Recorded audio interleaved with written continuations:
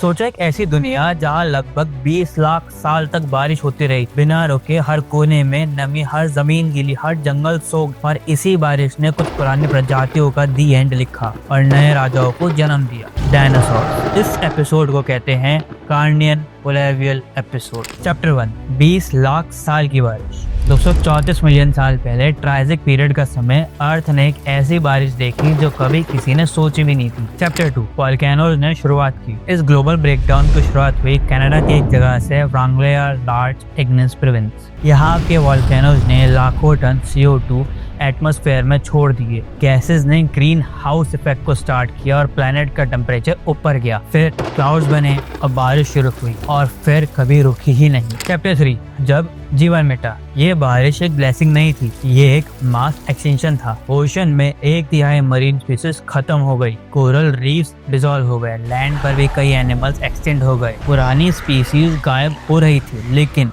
एक नया कैनवस तैयार हो रहा था। चैप्टर 4, जंगल उगा, जमीन जागी। डेजर्ट जहाँ कुछ भी नहीं होता था, अब वहाँ ह्यूज फर्न्स, कॉनफायर्स उगने लगे। पूरे इकोसिस्टम ट्रांसफर हो गया। अर्थ अब एक नई दुनिया बन चुका था। चैप्टर 5, डायनासोर्स का उदय।